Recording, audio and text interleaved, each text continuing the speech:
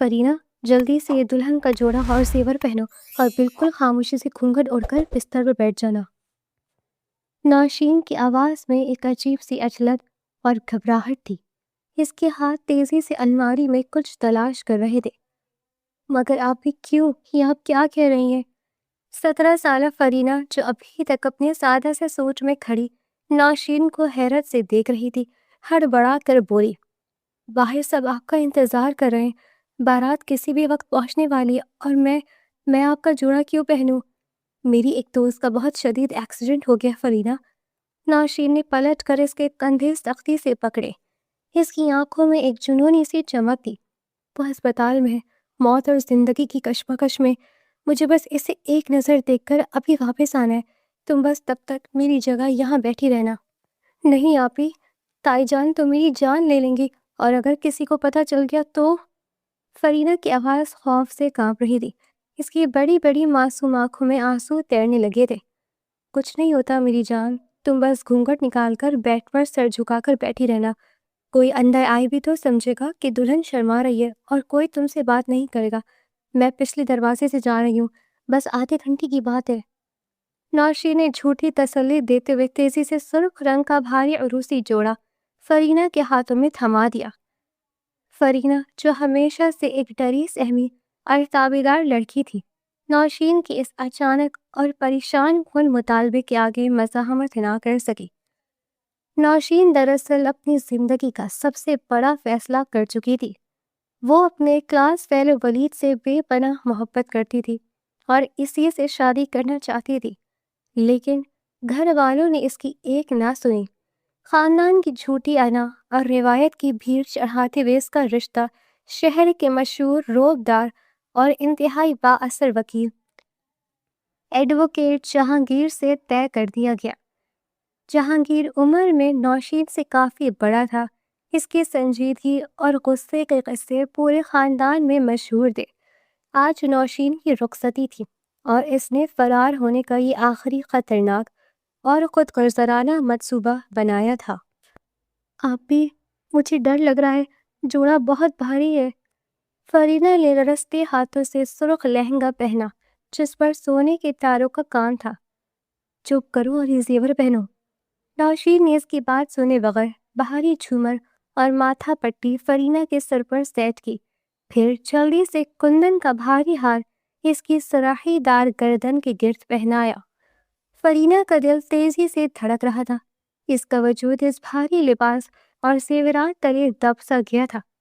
نوشین نے آخر میں سرخ رنگ کا چمکدار اور بھاری دوپٹہ فرینہ کے سر پر اڑایا اور اسے کھینچ کر اس کے چہرے پر گرا دیا، جس سے فرینہ کا چہرہ مکمل طور پر چھپ گیا۔ بس اب بالکل مت ہلنا، میں جا رہی ہوں۔ نوشین نے اپنا چھوٹا سا ہینڈ بیگ کندھے پر لٹکایا اور فرینہ کو اس حالت میں چھوڑ کر کمرے کی کھڑکی سے پچھلی گلی کی طرف نکل گئی۔ کمرے میں اب ایک گہری اور خوفناک خاموشی تھی۔ صرف دیوار پر لگی گھڑی کی ٹک ٹک فرینہ کے دل کی دھڑکنوں کا ساتھ دے رہی تھی۔ کمرہ گلاب اور موتیوں کے پھولوں سے سجا ہوا تھا، لیکن فرینہ کو ان پھولوں کی خوشبو سے بھی گھٹن ہو رہی تھی۔ باہر سین سے ڈھولک کی تھاپ، عورتوں کے گیت گانے کی آوازیں اور بچوں کے بھاگنے دوڑنے کا شور آ رہا تھا۔ ہر گزرتا لمحہ فرینہ کے لیے ایک صدی کے برابر تھا۔ یا اللہ، آپ ہی جلدی آ جائیں۔ فرینہ نے دل ہی دل میں دعا مانگی۔ اس کے ہاتھ پسینے سے ٹھنڈے ہو رہے تھے۔ وہ جانتی تھی کہ اس کے تایا ابو کتنے سخت مزاج ہیں، اور اگر انہیں معلوم ہو گیا کہ نوشین بھاگ گئی ہے تو وہ اس گھر میں قیامت برپا کر دیں گے۔ اور ایڈوکیٹ جہانگیر، ان کا تو نام سن کر ہی فرینہ کو جھرجھری آ جاتی تھی۔ اس نے جہانگیر کو صرف 2 بار دیکھا تھا۔ ایک لمبا چوڑا سنجیدہ شخص جس کی آنکھوں میں ایک عجیب سی کاٹ تھی، جیسے وہ انسان کے اندر تک جھانک لیتا ہو۔ اچانک باہر کا شور بڑھ گیا۔ بارات آ گئی، بارات آ گئی! کسی بچے کی چیختی ہوئی آواز فرینہ کے کانوں تک پہنچی۔ اس کا دل اچھل کر حلق میں آ گیا۔ آپ ہی ابھی تک نہیں آئی تھی، اب کیا ہوگا؟ وہ وہاں سے اٹھ کر بھاگنا چاہتی تھی کہ یہ بھاری زیور اتار کر پھینک دے، لیکن خوف نے اسے بستر سے چپکا دیا تھا۔ کچھ دیر بعد قدموں کی آوازیں کمرے کی طرف آتی محسوس ہوئی۔ فرینہ نے گھونگھٹ کے اندر اپنی آنکھیں سختی سے بند کر لی اور دونوں ہاتھوں کو مٹھیوں کو کس کر بھیج لیا۔ کمرے کا دروازہ کھلا، عورتوں کی آوازیں آئیں۔ ماشاءاللہ، ہماری دلہن تو بہت پیاری لگ رہی ہے، کسی رشتہ دار خاتون نے کہا۔ چلو بیٹا، نکاح کا وقت ہو گیا ہے، مولوی صاحب باہر ہال میں انتظار کر رہے ہیں۔ فرینہ کے حلق میں جیسے کانٹے چبھنے لگے۔ وہ کچھ بولنا چاہتی تھی، بتانا چاہتی تھی کہ وہ نوشین نہیں ہے، لیکن اس کی آواز جیسے بند ہو گئی تھی۔ دو عورتوں نے آگے بڑھ کر اسے بازو سے پکڑا اور کھڑا کیا۔ فرینہ کے کانپتے ہوئے قدموں نے مشکل سے ان کا ساتھ دیا۔ وہ اسے سہارا دے کر ہال کی طرف لے گئی۔ ہال میں قدم رکھتے ہی فرینہ کو محسوس ہوا جیسے وہ کسی قتل گاہ میں آ گئی ہو۔ مردوں اور عورتوں کی ملی جلی آوازیں، کیمروں کی فلیش لائٹس اور عطر اور پرفیومز کی تیز خوشبو سے اس کا جی متلانے لگا۔ اسے ایک صوفے پر بٹھا دیا گیا۔ گھونگھٹ کی وجہ سے وہ صرف اپنے سامنے فرش اور اپنے کانپتے ہوئے ہاتھوں کو دیکھ سکتی تھی۔ پھر اچانک ہال میں ایک خاموشی چھا گئی۔ فرینہ نے محسوس کیا کہ کوئی اس کے بالکل قریب آ کر صوفے پر بیٹھ گیا ہے۔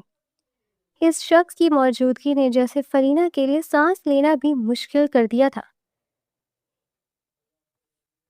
یہ ایڈووکیٹ جہانگیر تھا۔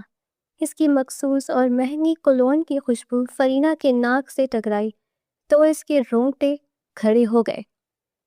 نوشین بی بی، مولوی صاحب کی بھاری آواز گونجی۔ کیا آپ کو نکاح جہانگیر احمد ولد افتخار احمد کے ساتھ باروس حق مہر 50 تولہ سونا اور 1 کروڑ روپے نقد قبول ہے؟ فرینہ کی سانس رک گئی۔ قبول ہے؟ وہ کیسے کہہ سکتی تھی؟ اس کی آنکھوں سے آنسوؤں کی جھڑی لگ گئی تھی جو اس کے گالوں سے ہوتے ہوئے بھاری لباس میں جذب ہونے لگی۔ ہال میں موجود سب لوگ دلہن کے جواب کے منتظر تھے۔ بیٹا، شرماؤ مت، بولو قبول ہے۔ تائی جان نے فرینہ کے کندھے کو دباتے ہوئے سرگوشی کی۔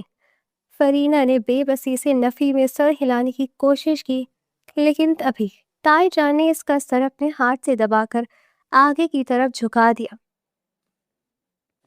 جی مولوی صاحب، اسے قبول ہے، بچی شرما رہی ہے، تائی جان نے خوش دلی سے اعلان کر دیا۔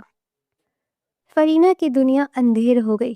اس نے 3 بار تائی جان کے زبردستی سر جھکانے پر ہاں کا اشارہ کر دیا اور کانپتے ہاتھوں سے بنا دیکھے اس کاغذ پر دستخط کر دیے جو اس کے سامنے رکھا گیا تھا۔ وہ جانتی ہی نہیں تھی کہ ان چند لمحوں میں 17 سال کی عمر میں وہ ایک ایسے شخص کی بیوی بن چکی تھی جسے اس کا خاندان بھی خوف کی نگاہوں سے دیکھتا تھا۔ رخصتی کا وقت فرینہ کے لیے کسی بھیانک خواب کی طرح تھا۔ تائی جان اور تائی ابو کی سسکیوں اور آنسوؤں کے درمیان اسے ایک بڑی سی بلیک پراڈو میں بٹھا دیا گیا۔ گاڑی کے اندر کی خاموشی باہر کے شور سے زیادہ جان لیوا تھی۔ جہانگیر ڈرائیونگ سیٹ کے ساتھ والی سیٹ پر بیٹھا تھا، جبکہ فرینہ پیچھے تنہا بیٹھی کانپ رہی تھی۔ تقریباً آدھے گھنٹے کے بعد گاڑی ایک شاندار اور خاموش حویلی کے سامنے رکی۔ فرینہ کو اندر لایا گیا اور ایک وسیع اور عریض کمرے میں بٹھا دیا گیا جو مکمل طور پر پھولوں سے سجا ہوا تھا۔ کمرے کا دروازہ بند ہونے کی آواز آئی اور فرینہ اکیلی رہ گئی۔ اب سچائی کا سامنا کرنے کا وقت تھا۔ اس نے سوچا کہ جیسے ہی جہانگیر اندر آئے گا وہ اس کے پیروں میں گر کر معافی مانگ لے گی اور سب سچ بتا دے گی۔ وہ سمجھے گا کہ وہ معصوم ہے اور اس میں اس کا کوئی قصور نہیں۔ اچانک دروازے کا ہینڈل گھما، قدموں کی آواز کمرے کے فرش پر گونجی۔ ایڈووکیٹ جہانگیر چلتا ہوا اس کے بالکل سامنے آ کھڑا ہو گیا۔ فرینہ کا دل اس قدر زور سے دھڑک رہا تھا کہ اسے لگا جہانگیر کو بھی اس کی آواز سنائی دے رہی ہوگی۔ نوشین، جہانگیر کی آواز گہری، پرسکون، لیکن ایک عجیب سی رعب سے بھری ہوئی تھی۔ مجھے معلوم تھا کہ تم اس شادی سے خوش نہیں ہو، لیکن تم نے آج جس طرح خاموشی سے سب کچھ مان لیا، اس نے مجھے حیران کر دیا ہے۔ فرینہ کی ہچکی بن گئی، وہ کچھ بول نہ سکی۔ جہانگیر نے اپنا کوٹ اتار کر کرسی پر رکھا اور آہستہ سے فرینہ کے قریب بیٹھ گیا۔ اس نے اپنا ہاتھ آگے بڑھایا اور فرینہ کے کانپتے ہوئے ہاتھوں کو اپنے مضبوط ہاتھوں میں لے لیا۔ جیسے ہی جہانگیر کے ہاتھ فرینہ کے ہاتھوں سے ٹکرائے، وہ ایک دم ٹھٹک گیا۔ اس نے فوراً کچھ غیر معمولی محسوس کر لیا۔ یہ ہاتھ کسی 24 سالہ بالغ لڑکی کے نہیں تھے۔ یہ انگلیاں بہت نازک، چھوٹی اور غیر معمولی طور پر نرم تھی۔ اس نے فرینہ کے مہندی لگے ہاتھوں کو غور سے دیکھا۔ یہ کس قدر کانپ رہی ہو تم؟ جہانگیر کی آواز پہ اب نرمی کے بجائے ایک تیز چبھتی ہوئی مشکوک سی لہر تھی۔ اس نے فرینہ کے ہاتھوں کو چھوڑا اور تیزی سے اس کے چہرے کی طرف ہاتھ بڑھایا۔ فرینہ نے گھبرا کر پیچھے ہٹنے کی کوشش کی، لیکن جہانگیر نے ایک ہی جھٹکے میں بھاری سرخ چمکدار گھونگھٹ پیچھے ہٹا دیا۔ سامنے کا منظر دیکھ کر ایڈوکیٹ جہانگیر جیسا انسان جو کبھی کسی عدالت میں حیران نہیں ہوا تھا، ساکت رہ گیا۔ سامنے 24 سالہ مغرور نوشین نہیں بلکہ 17 سالہ فرینہ بیٹھی تھی۔ اس کا معصوم چہرہ آنسوؤں سے تر تھا، بڑی بڑی آنکھوں میں موت کا سا خوف تھا اور وہ بری طرح لرز رہی تھی۔ ماتھے پر لگا بھاری جھومر اس کے چھوٹے سے چہرے پر عجیب لگ رہا تھا۔ کمرے میں ایک لمحے کے لیے گہری خاموشی چھا گئی۔ جہانگیر کی آنکھیں حیرت، غصے اور ایک ناقابل فہم جذبے سے سکڑ گئیں۔ تم؟ جہانگیر کی آواز کسی دھار سے کم نہیں تھی۔ تم فرینہ ہو، نوشین کی چھوٹی کزن۔ مجھے معاف کر دے۔ فرینہ نے ہچکیاں لیتے ہوئے ہاتھ جوڑ دیے۔ اس کی آواز خوف سے بمشکل نکل رہی تھی۔ آپ ہی مجھے یہ پہنا کر چلی گئیں۔ انہوں نے کہا تھا وہ دوست کو دیکھ کر واپس آ جائیں گے۔ میں نے انہیں نہیں بھگایا۔ جہانگیر کا چہرہ غصے سے سرخ ہو گیا۔ اس نے اپنے جبڑے سختی سے بھینجے۔ شہر کا سب سے بڑا وکیل جس کے نام سے لوگ کانپتے تھے، آج اپنی ہی شادی کی رات ایک 17 سالہ بچی کے ہاتھوں دھوکہ کھا گیا تھا۔ اس نے فرینہ کو ایک سرد اور غضبناک نظر سے دیکھا۔ تم جانتی ہو تم لوگوں نے کس کے ساتھ کھیل کھیلا ہے؟ اور تم؟ وہ اس کی طرف ایک قدم آگے بڑھا۔ تم اب میری متبوہہ ہو، میری بیوی ہو، اور اس فراڈ کی قیمت اب اس خاندان کو نہیں بلکہ تمہیں چکانی پڑے گی۔ فرینہ نے خوف سے اپنی آنکھیں بند کر لیں اور زور سے رو پڑی، جبکہ جہانگیر نے غصے سے کمرے کی میز پر رکھا شیشے کا گلدان اٹھا کر زور سے دیوار پر دے مارا، جس کے ٹوٹنے کی آواز نے حویلی کی خاموشی کو چیر کر رکھ دیا۔ شیشے کی کرچیاں پورے فرش پر بکھر چکی تھی، بالکل ایڈوکیٹ جہانگیر احمد کی اس انا اور وقار کی طرح جسے آج ایک معمولی سی گھرانے کی لڑکی نے خاک میں ملا دیا تھا۔ 17 سالہ فرینہ جو پہلے ہی خوف سے کانپ رہی تھی، اس دھماکے خیز آواز پر چیخ مار کر بیٹھ کے کونے میں سمٹ گئی۔ اس کا سارا وجود لرز رہا تھا اور بڑی بڑی معصوم آنکھوں سے آنسوؤں کا سیلاب تھمنے کا نام نہیں لے رہا تھا۔ بھاری سرخ روسی جوڑا اس کے نحیف جسم پر مس فٹ لگ رہا تھا۔ جہانگیر کی سانسیں تیز چل رہی تھی۔ اس کا چہرہ غصے، صدمے اور شدید ہدف کے احساس سے سرخ ہو رہا تھا۔ شہر کا نامور وکیل جس کے ایک اشارے پر بڑے بڑے مجرم کانپ اٹھتے تھے، جس کی ذہانت اور روح کی قسمیں کھائی جاتی تھی، آج اپنی ہی سہاگرات کو ایک بھیانک دھوکے کا شکار ہو گیا تھا۔ وہ فرینہ کو خونی نظروں سے دیکھ رہا تھا۔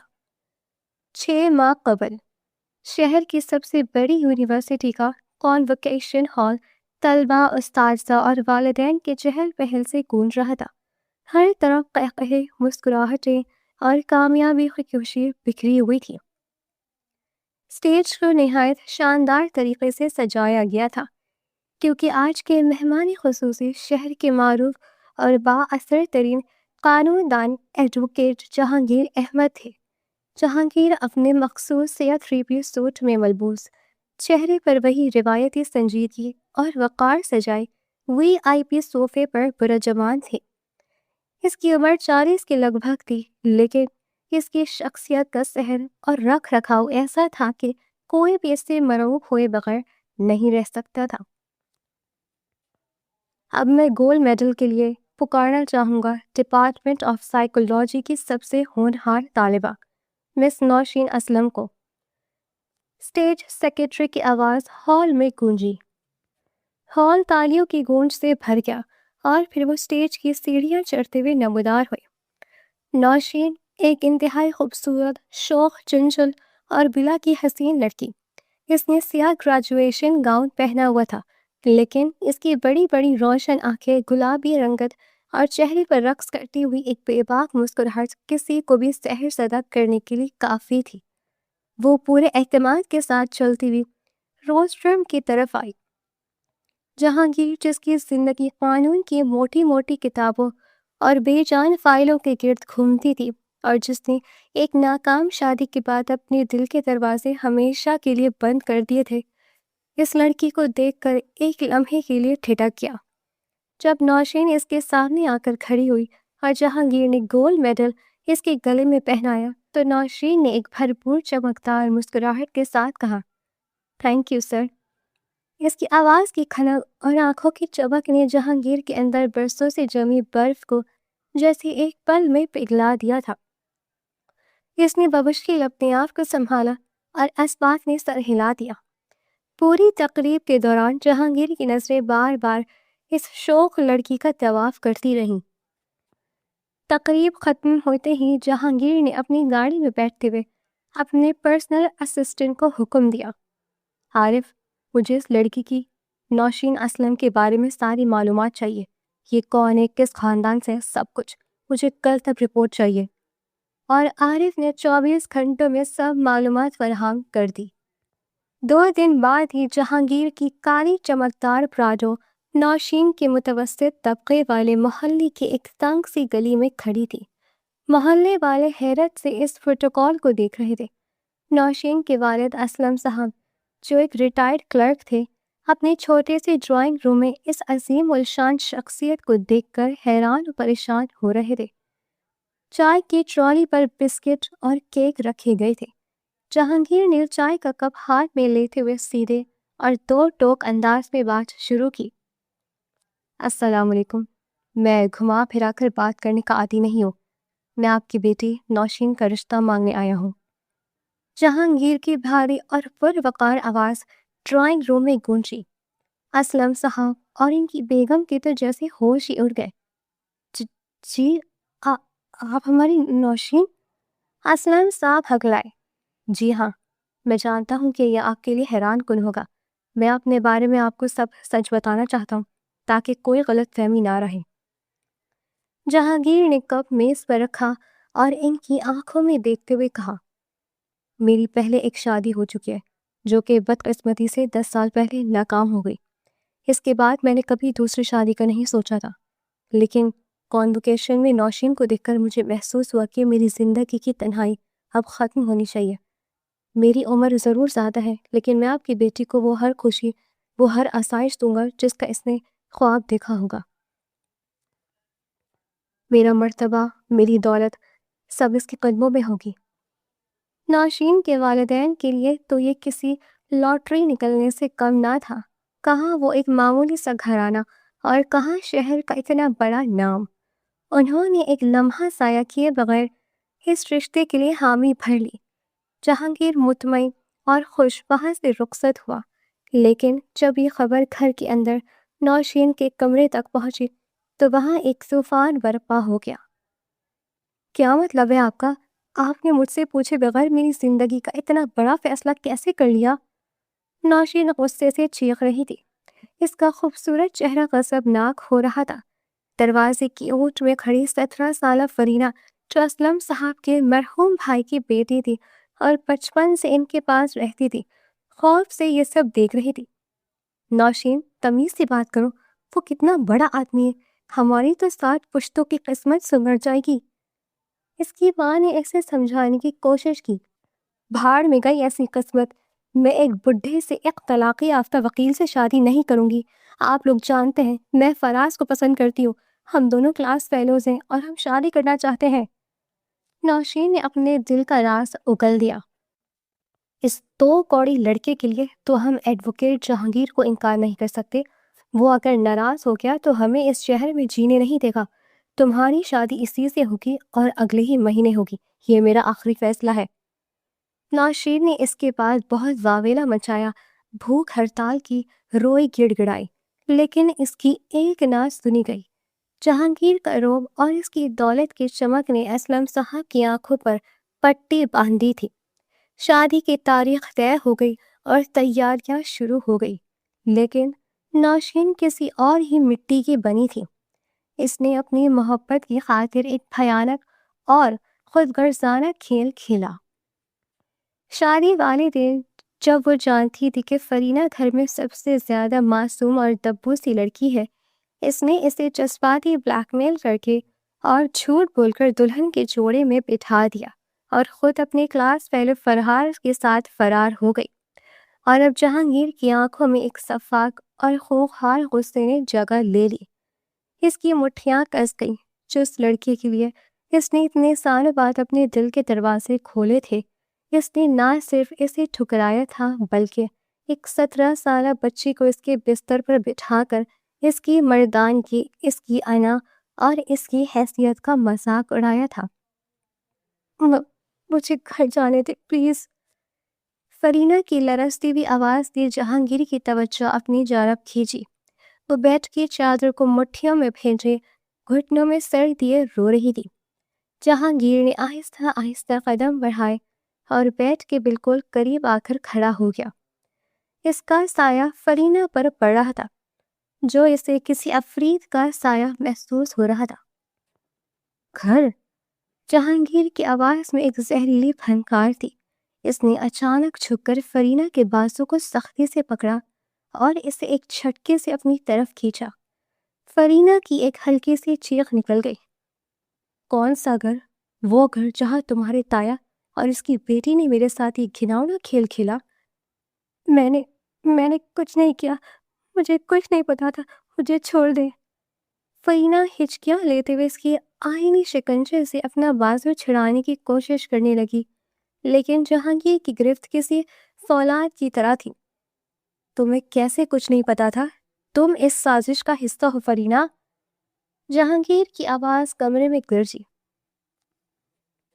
اس نے مجھے بیوقوف بنایا، شہر کے سب سے بڑے وکیل کو، اور تم اس کی جگہ میری دلہن بن کر آ گئی. کیا تم جانتی ہو کہ نکاح نامے پر دستخط تم نے کیا ہے؟ تم اب قانون اور شرعاً میری بیوی ہو. نہیں، میں آپ کی بیوی نہیں ہوں، یہ دھوکہ ہے، میں تو بچی ہوں. فرینہ کی آواز بھی شدید التجا اور وحشت تھی. اس کا دل سینے کی پسلیاں توڑ کر باہر آنے کو بےتاب تھا. دھوکہ؟ ہاں، دھوکہ تو ہوا ہے، لیکن اس دھوکے کی سزا اب نوشین اور تمہارا خاندان بھگتے گا، اور اس سزا کی شروعات تم سے ہوگی. جہانگیر کی آنکھوں میں اب ایک جنونی اور شفاق چمک آ چکی تھی. اس کی انا بری طرح مجروح ہوئی تھی اور وہ بدلہ لینا چاہتا تھا. اس نے فرینہ کو بیٹ پر پیچھے کی طرف دھکیلا. فرینہ باہری عروسی جوڑے سمیت بیٹ پر جا گری. اس سے پہلے کہ وہ سنبھل کر اٹھ پاتی، جہانگیر نے اپنا کوٹ اتار کر دور پھینکا اور اس کے اوپر جھک گیا. پلیز، خدا کے لیے مجھے چھوڑ دیں، میں آپ کی بیٹیوں جیسی ہوں، مجھ پر رحم کریں. فرینہ نے اپنے دونوں ہاتھ جوڑ کر گڑ گڑائے اور گڑ گڑاتے ہوئے کہا. اس کی بڑی بڑی آنکھوں میں ایسا خوف تھا جو کسی بھی پتھر دل انسان کو پگھلا سکتا تھا، لیکن اس وقت جہانگیر کے سر پر صرف اور صرف انتقام اور اپنی توہین کا غصہ سوار تھا. تم میری بیوی ہو، جہانگیر نے غرا کر کہا اور بے دردی سے فرینہ کے جوڑے ہوئے ہاتھوں کو الگ کر کے اس کی کلائیوں کو بیٹ پر دبا دیا. اور آج رات میں اپنا وہ حق وصول کروں گا جو تمہارے خاندان نے مجھ سے چھیننے کی کوشش کی ہے. تمہیں اس کی قیمت چکانی پڑے گی. نہیں، بچاؤ، کوئی مجھے بچائے. فرینہ نے پوری طاقت سے چیخ ماری اور اپنے پیروں کو مار کر خود کو چھڑانے کی کوشش کی، لیکن اس کی نازک اور کمزور مزاحمت جہانگیر کی مضبوط اور وحشیانہ طاقت کے آگے بالکل بے بس تھی. جہانگیر نے بے دردی سے فرینہ کے سر پر سجا ہوا بھاری جھومر نوچ کر پھینکا، جس سے فرینہ کے ماتھے پر ایک خراش آ گئی اور اس کی دردناک چیخ نکل گئی۔ وہ اپنی ہوش و حواس کھو چکا تھا۔ اس کے اندر کا انسان مر چکا تھا اور صرف ایک گھبرا ہوا انا پرست مرد باقی رہ گیا تھا جو اپنی طاقت کا مظاہرہ اس ننھی جان پر کر رہا تھا۔ تمہاری چیخیں کوئی نہیں سنے گا یہاں، یہ میری حویلی ہے۔ جہانگیر نے ہانفتے ہوئے فرینہ کے کان کے قریب سرگوشی کی، جس کی آواز میں ایک درندگی تھی۔ فرینہ کے آنسو اس کے گالوں سے بہہ کر بیڈ کی چادر کو بھگو رہے تھے۔ اس نے اپنی آنکھیں سختی سے بند کر لی، اس کے ہونٹ لرز رہے تھے۔ وہ اس شخص کے ظالمانہ اور زبردستی کے لمس سے کانپ رہی تھی۔ وہ اپنا حق اس معصوم لڑکی سے ایک درندے کی طرح چھین رہا تھا۔ اسے ایسا محسوس ہو رہا تھا جیسے اس کا وجود، اس کی روح کرچی کرچی ہو کر ٹوٹ رہی ہو۔ نوشین کی بغاوت، تایا ابو کا لالچ اور اس ظالم وکیل کی انا کی بھیڑ موڑ چڑھ چکی تھی۔ باہر رات کا اندھیرا گہرا ہو رہا تھا، لیکن فرینہ کی زندگی میں جو اندھیرا اس رات اترا تھا، اس کی کوئی صبح نہیں تھی۔ اس کے بچپن اور معصومیت کا آج بے دردی سے قتل کر دیا گیا تھا۔ جہانگیر اپنا ظالمانہ حق اور اپنی مجروح انا کی تسکین اس ننھی سی جان کے آنسو اور چیخوں میں تلاش کر رہا تھا، اور فرینہ بس اس وحشت کے ختم ہونے اور موت کے آ جانے کی دعا کر رہی تھی۔ رات کی تاریکی چھٹ چکی تھی اور صبح کی سفیدی نمودار ہو رہی تھی، لیکن حویلی کے اس وسیع و عریض کمرے میں فرینہ کی زندگی پر جو سایہ رات اتری تھی، اس کی کوئی صبح نہیں تھی۔ وہ بیڈ کے ایک کونے میں فرش پر سمٹی بے جان پتھر کی طرح بیٹھی تھی۔ اس کی آنکھوں کے آنسو خشک ہو چکے تھے اور چہرے پر ایک مردری سی چھائی ہوئی تھی۔ ایڈوکیٹ جہانگیر نے آئینے کے سامنے کھڑے ہو کر اپنی ٹائی کی گرہ درست کی۔ اس کے چہرے پر رات والی درندگی کی جگہ اب ایک سرد، شفاف اور انتہائی پراسرار سنجیدگی نے لے لی تھی۔ اس نے مڑ کر فرش پر پڑی فرینہ کی طرف دیکھا، جس کا وجود اس کی ایک نظر پڑنے پر ہی خوف سے لرزنے لگا۔ اٹھو! جہانگیر کی پاردار اور سرد آواز کمرے میں گونجی۔ تیار ہو جاؤ، ہم تمہارے تایا کے گھر جا رہے ہیں۔ مجھے دیکھنا ہے کہ اسلم صاحب اب مجھے کیا صفائی پیش کرتے ہیں۔ فرینہ نے کانپتے ہاتھوں سے خود کو سمیٹا۔ وہ کچھ بولنے کی ہمت نہیں رکھتی تھی۔ اس کا پورا جسم درد سے ٹوٹ رہا تھا اور روح چھلنی ہو چکی تھی۔ اس نے بمشکل ایک سادہ سا سوٹ پہنا اور سر پر دوپٹہ اوڑھ کر نظریں جھکائے جہانگیر کے پیچھے چل پڑی۔ نوشین کے گھر میں صبح سے ہی کہرا مچا ہوا تھا۔ اسلم صاحب اور ان کی بیگم شدید پریشانی کے عالم میں ڈرائنگ روم میں چکر کاٹ رہے تھے۔ یا اللہ، یہ لڑکی کہاں غائب ہو گئی؟ تائی جان روتے ہوئے اپنے سر میں ہاتھ مار رہی تھی۔ شادی والے گھر سے جوان لڑکی غائب ہو جائے تو لوگ کیا کہیں گے؟ میں نے تو رات ہی دیکھا تھا کہ فرینہ کا بستر خالی تھا۔ مجھے لگا شاید تھک کر کسی اور کمرے میں سو گئی ہوگی، لیکن وہ تو پورے گھر میں کہیں نہیں ہے۔ اسلم صاحب کا چہرہ غصے اور پریشانی سے سرخ ہو رہا تھا۔ یہ سب تمہاری لاپرواہی ہے۔ اگر کسی پڑوسی کو خبر ہو گئی تو محلے میں ہماری کیا عزت رہ جائے گی؟ جہانگیر صاحب کو پتہ چلا کہ ان کی سالی راتوں رات بھاگ گئی تو وہ کیا سوچیں گے؟ انہیں ابھی تک یہی لگ رہا تھا کہ فرینہ کسی کے ساتھ بھاگ گئی ہے، کیونکہ رخصتی کے وقت نوشین بھاری گھونگھٹ میں تھی اور کسی نے اس کا چہرہ نہیں دیکھا تھا۔ حقیقت سے وہ بالکل طور پر بے خبر تھے۔ اچانک دروازے کی گھنٹی زور زور سے بجنے لگی۔ اسلم صاحب نے تیزی سے جا کر دروازہ کھولا تو سامنے کا منظر دیکھ کر ان کے قدموں تلے سے زمین نکل گئی۔ سامنے ایڈوکیٹ جہانگیر کھڑا تھا۔ اس کی آنکھوں میں غضب کا غصہ تھا اور اس کے پیچھے فرینہ کھڑی تھی۔ فرینہ کی حالت دیکھ کر اسلم صاحب کی سانس رک گئی۔ اس کا چہرہ سرد تھا، آنکھیں سوجی ہوئی تھی اور ماتھے پر چوٹ کا نشان تھا جس پر جمع ہوا خون صاف نظر آ رہا تھا۔ وہ خوف سے تھر تھر کانپ رہی تھی۔ جہانگیر صاحب، آپ اتنی صبح؟ اور یہ فرینہ، یہ آپ کے ساتھ کیا کر رہی ہے؟ ہم تو اسے رات سے ڈھونڈ رہے ہیں۔ اسلم صاحب ہکلاتے ہوئے بولے۔ جہانگیر نے ایک زہریلی مسکراہٹ کے ساتھ اسلم صاحب کو دیکھا اور انہیں دھکا دیتے ہوئے سیدھا ڈرائنگ روم میں داخل ہو گیا۔ اس نے فرینہ کا بازو سختی سے پکڑ کر اسے اپنے آگے کھڑا کر دیا۔ تائی جان ڈرائنگ روم میں جہانگیر اور فرینہ کو دیکھ کر سکتے میں آ گئی۔ داماد جی، یہ سب کیا ہے؟ فرینہ آپ کے پاس کیسے پہنچی؟ اور ہماری نوشین کیسی ہے؟ نوشین؟ جہانگیر کی آواز کسی دھار سے کم نہ تھی۔ اس نے ڈرائنگ روم میں رکھی شیشے کی میز پر زور سے ہاتھ مارا۔ مجھ سے پوچھ رہے ہو کہ تمہاری بیٹی کیسی ہے؟ اسلم صاحب، آپ نے تو کمال کا کھیل کھیلا ہے۔ شہر کے سب سے نامور وکیل کو اپنی بیٹی کے نام پر اس 17 سالہ یتیم بھتیجی کا گھونگھٹ پہنا کر رخصت کر دیا، اور اب مجھ سے معصوم بن کر پوچھ رہے ہیں کہ نوشین کہاں ہے؟ کمرے میں جیسے بم پھٹ گیا۔ اسلم صاحب اور تائی جان کی آنکھیں حیرت اور صدمے سے پھٹ گئی۔ کیا مطلب؟ اسلم صاحب کی آواز بمشکل نکلی۔ انہوں نے لرزتے قدموں سے فرینہ کے قریب آ کر اس کا کندھا جھنجھوڑا۔ فرینہ، یہ جہانگیر صاحب کیا کہہ رہے ہیں؟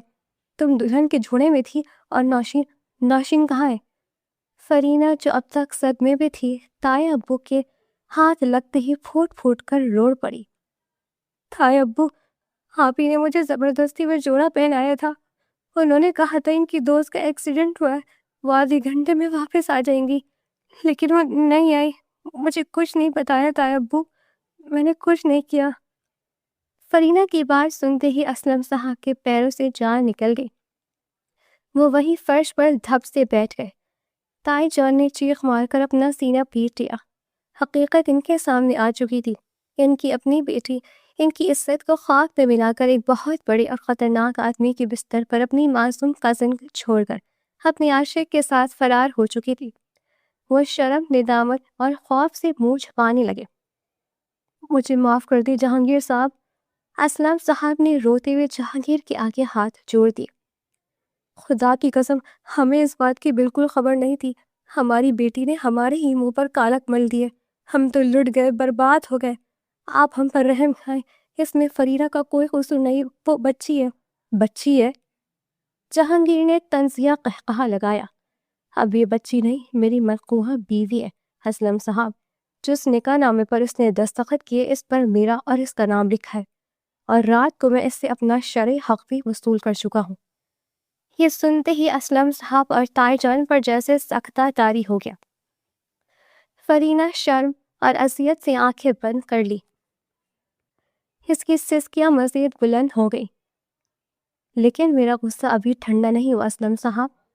جہانگیر نے ان کی طرف جھک کر اپنی انگلی ان کے چہرے کے سامنے لہرائی۔ میں آپ کو صرف اور صرف 48 گھنٹے کا وقت دے رہا ہوں۔ 48 گھنٹے۔ اس دوران اگر آپ نے نوشین کو ڈھونڈ کر میرے قدموں میں نہ ڈالا تو میں آپ کے اس گھر کو آگ لگا دوں گا، اور آپ کو اس شہر میں بھیک مانگنے کے قابل بھی نہیں چھوڑوں گا۔ یہ میرا آپ سے وعدہ ہے۔ یہ کہہ کر جہانگیر پلٹا اور فرینہ کا بازو کھینچ کر اسے اپنے ساتھ چلنے کا اشارہ کیا۔ فرینہ نے بے بسی سے اپنے تایا کے پاؤں پکڑ لیے۔ تایا ابو، خدا را مجھے اس ظالم کے ساتھ واپس مت بھیجے، یہ مجھے مار ڈالے گا۔ مجھے یہیں رکھ لے، میں آپ کے گھر کی نوکرانی بن کر رہ لوں گی، لیکن مجھے اس کے ساتھ مت بھیجیں۔ اس کی دل خراش چیخوں سے دیواریں بھی لرز رہی تھیں، لیکن اسلم صاحب، جو جہانگیر کے خوف اور اپنی بیٹی کے کرتوتوں کی وجہ سے مکمل طور پر ٹوٹ چکے تھے، انہوں نے آنکھیں چرا لی۔ چلی جاؤ بیٹا، تم اب اسی کی بیوی ہو، ہمارے پاس تمہیں بچانے کے لیے طاقت نہیں ہے، ہمیں نوشین کو ڈھونڈنا ہے۔ یہ کہہ کر اسلم صاحب نے روتے ہوئے اپنا چہرہ ہاتھوں میں چھپا لیا۔ فرینہ کی آخری امید بھی ٹوٹ گئی۔ وہ جان گئی کہ اس دنیا میں اس کا کوئی محافظ نہیں ہے۔ جہانگیر نے اسے بے دردی سے کھینچا اور ڈرائنگ روم سے باہر لے گیا۔ اس کی مزاحمت اب ختم ہو چکی تھی۔ وہ اس ظالم کے پیچھے گھسیٹتی جا رہی تھی۔ جہاں ایک طرف فرینہ موت سے بدتر زندگی کا سامنا کر رہی تھی، وہیں دوسری طرف نوشین ایک الگ ہی دنیا میں مگن تھی۔ وہ فراز کے ساتھ رات کے اندھیرے میں بھاگ کر شہر کے ایک سنسان علاقے میں واقع ایک فلیٹ میں پہنچی تھی۔ یہ فلیٹ فراز کے کسی قریبی دوست کا تھا، جو چند دنوں کے لیے شہر سے باہر گیا ہوا تھا۔ فلیٹ کے اندر داخل ہوتے ہی نوشین نے ایک گہرا سانس لیا۔ اس نے آخر کار وہ کر دکھایا تھا جو وہ چاہتی تھی۔ اس نے اپنے گھر والوں کی بندش اور ایک ادھیڑ عمر شخص سے شادی کی قید سے خود کو آزاد کر لیا تھا۔ ہم نے کر لیا فراز، ہم نے کر لیا۔ نوشین خوشی سے چہکتے ہوئے فراز کے گلے لگ گئی۔ مجھے تو یقین ہی نہیں آ رہا کہ میں اب ہمیشہ کے لیے تمہاری ہو گئی ہوں۔ فراز نے اسے اپنی باہوں میں سمیٹ لیا۔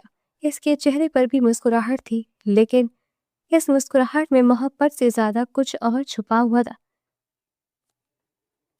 اس کی آنکھوں میں ایک حریصانہ اور شکاری سی چمک تھی۔ ہاں نوشی، تم میری ہو، صرف میری۔ فراز نے اس کے بالوں میں انگلیاں پھیرتے ہوئے سرگوشی کی۔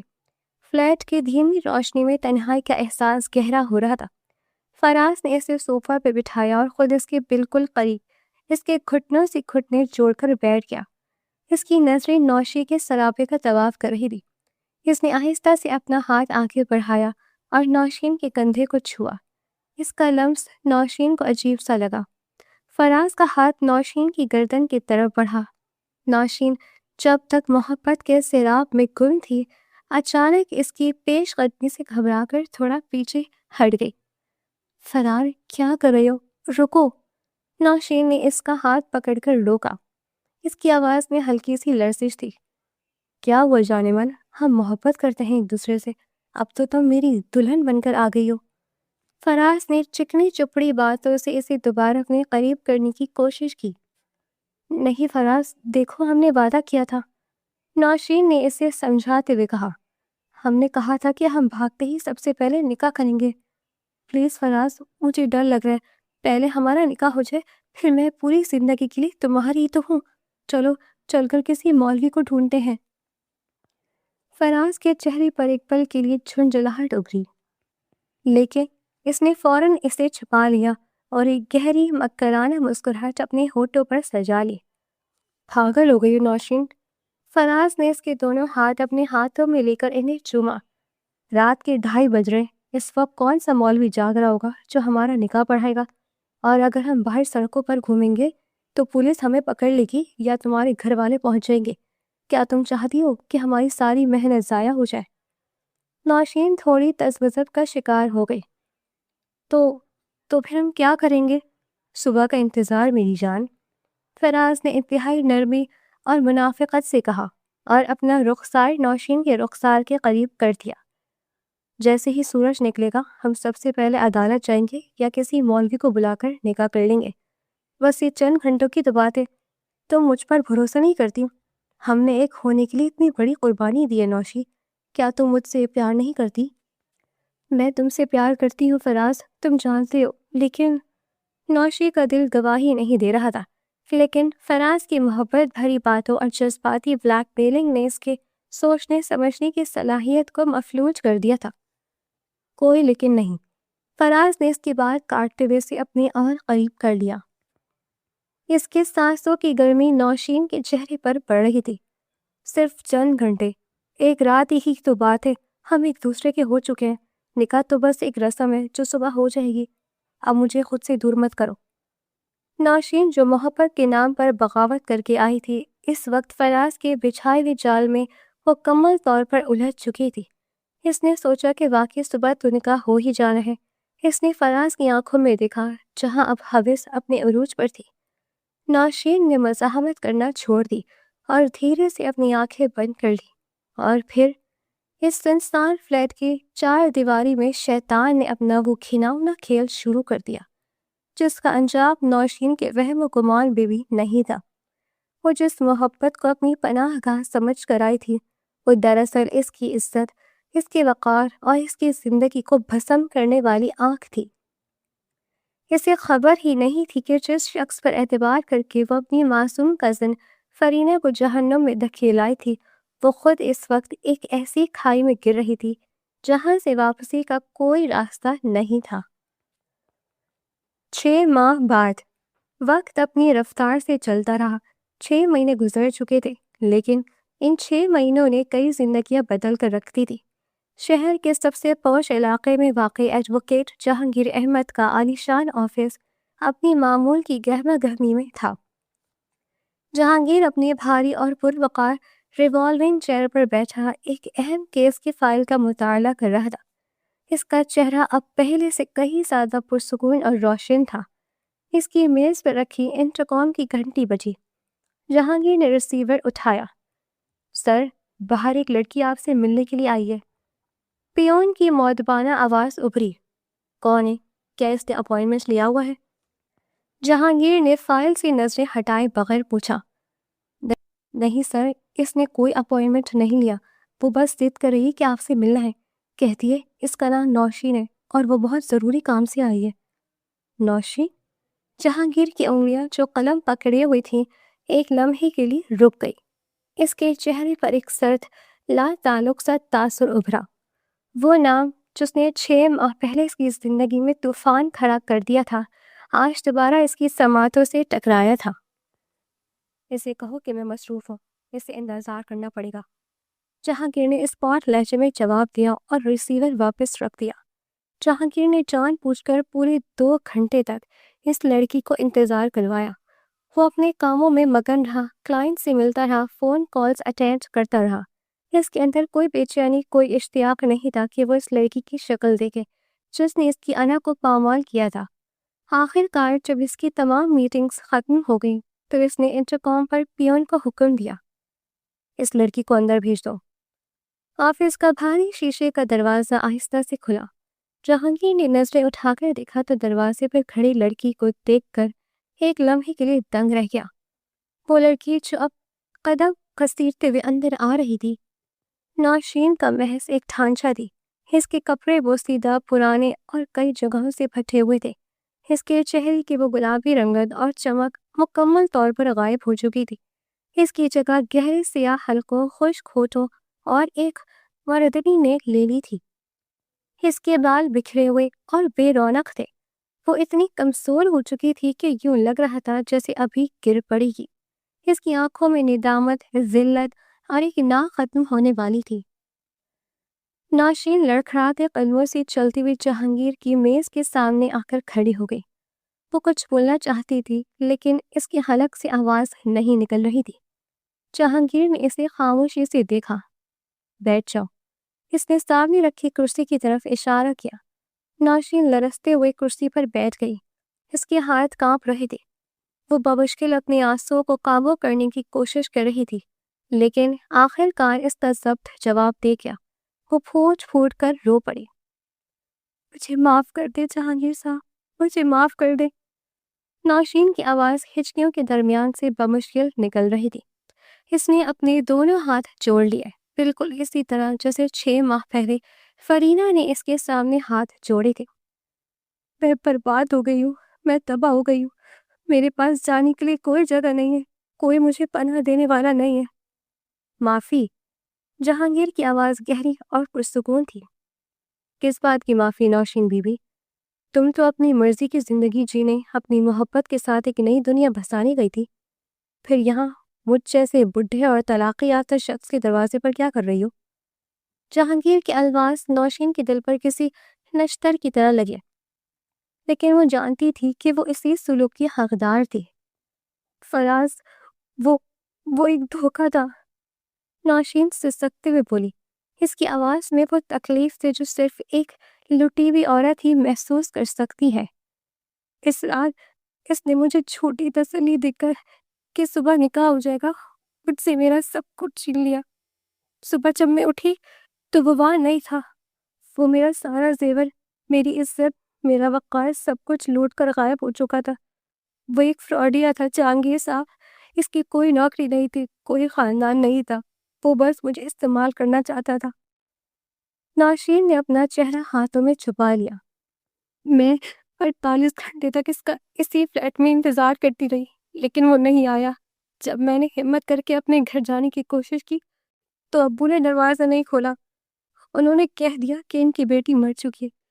میں 6 مہینے سے در در کی ٹھوکریں کھا رہی ہوں، کسی طرح چھپ چھپا کر نوکریاں کر کے پیٹ پال رہی ہوں۔ لوگ میری مجبوریوں کا فائدہ اٹھانا چاہتے ہیں۔ میں گھٹ گھٹ کر مر رہی ہوں جہانگیر صاحب، مجھے کوئی راستہ نہیں مل رہا۔ میں یہاں آپ سے مدد مانگنے آئی ہوں، شاید آپ مجھ پر ترس کھا کر میرے گھر والوں سے میری معافی کی سفارش کر دیں۔ جہانگیر نے خاموشی سے نوشین کی یہ دردناک داستان سنی۔ اس سے اس لڑکی کی حالت زار پر افسوس ضرور ہوا، لیکن اس نے یہ بھی سوچا کہ مکافات عمل کتنا بے رحم ہوتا ہے۔ جس لڑکی نے اپنی انا اور جھوٹی محبت کی خاطر اپنی معصوم کزن کی زندگی داؤ پر لگا دی تھی، آج وہ خود اسی آگ میں جل کر راکھ ہو چکی تھی۔ جہانگیر نے ایک گہری سانس لی اور اپنی کرسی کی پشت سے ٹیک لگا لی۔ تمہارے اس انجام پر مجھے کوئی خوشی نہیں ہو رہی نوشین، جہانگیر نے متانت سے کہا، اور نہ ہی میں تمہیں کوئی تانا دینا چاہتا ہوں۔ تم نے جو بویا وہ تم آج کاٹ رہی ہو۔ تم نے اپنے ماں باپ کی عزت کو مٹی میں ملایا اور اس کی سزا تمہیں مل گئی۔ جہاں تک تمہارے والدین سے معافی کی بات ہے، اسلم صاحب نے اس دن کے بعد سے مجھ سے اور میرے خاندان سے تمام رابطے ختم کر دی ہیں۔ انہوں نے واقعی تمہیں اپنی زندگی سے نکال دیا ہے۔ نوشین کی آخری امید بھی ٹوٹتی بھی محسوس ہوئی۔ وہ مزید زور سے رونے لگی۔ جہانگیر نے کچھ دیر توقف کیا، پھر اس کے چہرے پر ایک نرم پرسکون مسکراہٹ ابھر آئی۔ لیکن جہانگیر نے آنکھیں جھک کر اپنی کوہنیاں میز پر ٹکائیں اور اپنے ہاتھ آپس میں جوڑ لیے۔ تمہاری حالت دیکھ کر مجھے تم پر غصے آنے کے بجائے شکریہ ادا کرنے کا دل چاہ رہا ہے۔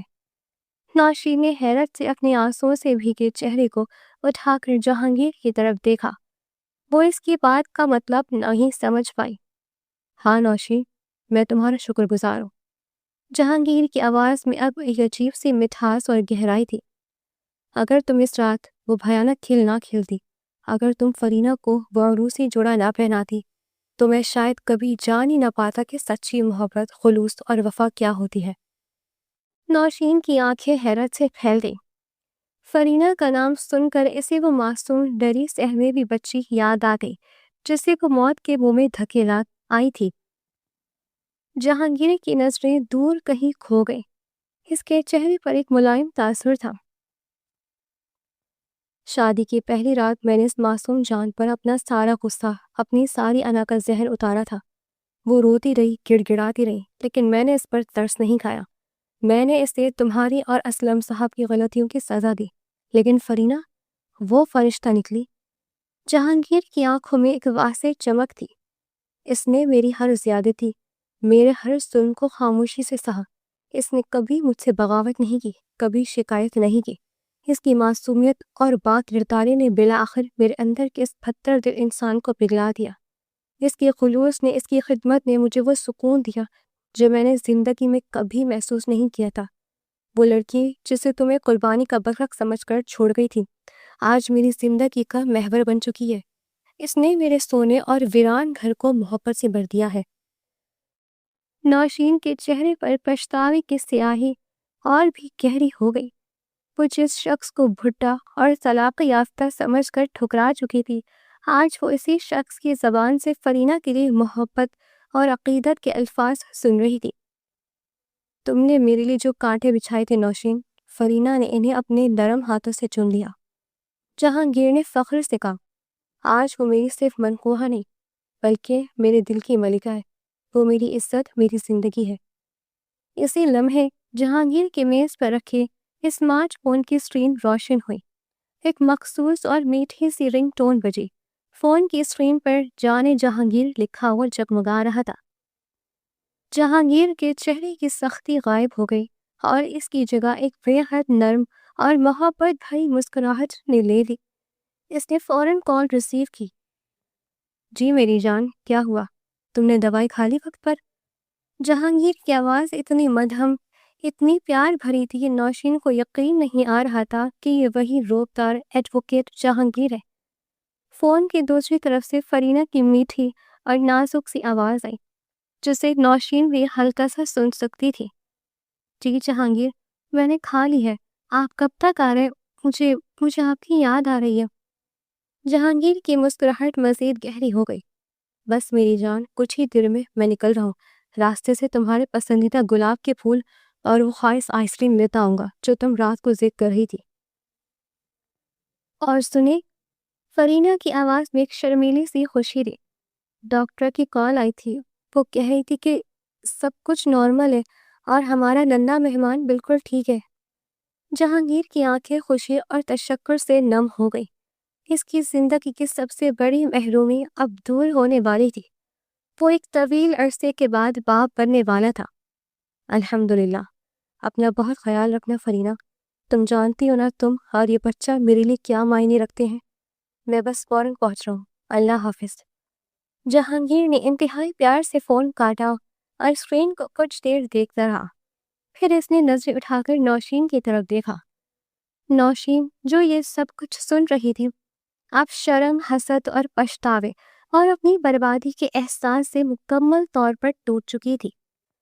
وہ جس محبت اور خوشی کو باہر ڈھونڈنے نکلی تھی، فرینہ نے اس کے ٹھکرائے ہوئے رشتے میں وہ سب کچھ پا لیا تھا۔ فرینہ آج ایک نامور اور با اثر شخص کی عزت دار بیوی تھی۔ اس کے بچے کی ماں بننے والی تھی اور جہانگیر اس پر جان چھڑکتا تھا، جبکہ نوشین وہ ایک گلی کی کتیا کی طرح در در کی ٹھوکریں کھا رہی تھی۔ دیکھا تم نے نوشین؟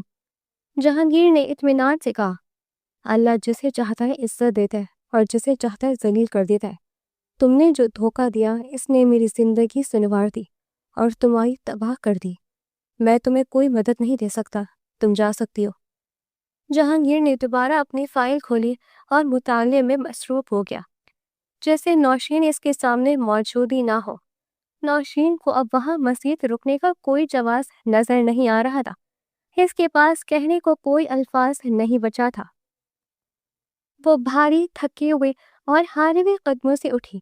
اس کا سر جھکا ہوا تھا اور آنسو مسلسل اس کے گالوں سے بہہ رہے تھے۔ وہ کمرے کے دروازے تک پہنچی، ایک آخری بار پلٹ کر اس عالیشان آفس اور جہانگیر کو دیکھا جو اب اس کی پہنچ سے کوسوں دور تھا۔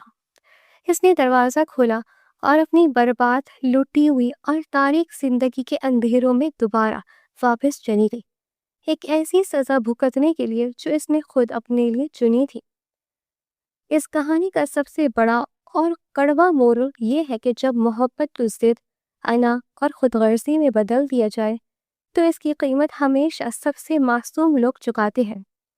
نوشین کی بغاوت اگرچہ ایک جبری فیصلے کے خلاف تھی، لیکن اس نے اپنی آزادی کی خاطر فرینہ جیسی کمسن اور بے سہارا لڑکی کو ڈھال بنا کر نہ صرف اخلاقی جرم کیا بلکہ ایک معصوم زندگی کو جہنم میں دھکیل دیا۔ اس کے کردار میں ہمت تو تھی مگر ذمہ داری اور شعور کی شدید کمی تھی، جبکہ فرینہ کا کردار مظلومیت، اطاعت اور خاموشی کی انتہا کی علامت ہے۔ اس کی سب سے بڑی کمزوری یہی تھی کہ وہ نہ کہنا نہیں جانتی تھی، اور یہی کمزوری اسے ظلم کا آسان شکار بنا گئی۔ دوسری طرف ایڈوکیٹ جہانگیر ایک طاقتور مگر انا پرست مرد کی تصویر ہے، جس کی تعلیم، روب اور سماجی مقام اس کے اندر کے درندے کو نہ روک سکے۔ اس کی مجروح انا نے اسے انصاف کے بجائے انتقام کا راستہ دکھایا، اور یہی وہ مقام ہے جہاں طاقت جب کردار سے خالی ہو جائے تو ظلم بن جاتی ہے۔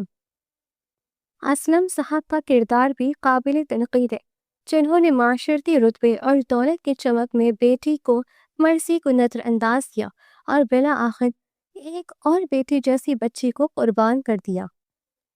اس پوری داستان کا پیغام قارئین کے لیے یہ ہے کہ نکاح، محبت اور رشتے کسی کی انا، خوف یا مجبوری کا میدان نہیں ہوتے۔ خاموشی کبھی کبھی سب سے بڑا جرم بن جاتی ہے، اور ظلم صرف وہ نہیں کرتا جو ہاتھ اٹھاتا ہے، بلکہ وہ بھی برابر کا شریک ہوتا ہے جو سچ جان کر بھی آنکھیں بند کر لے۔ اس لیے ضروری ہے کہ ہم اپنے فیصلوں میں انصاف، رضامندی اور انسانیت کو اولین ترجیح دیں، کیونکہ ایک لمحے کی خود غرضی کسی کی پوری زندگی کو اندھیرے میں دھکیل سکتی ہے۔ اور آپ کو یہ کہانی کیسی لگی؟ پڑھ کر اپنی رائے کا اظہار کیجیے گا اور چینل کو سبسکرائب کر لیں۔ شکریہ۔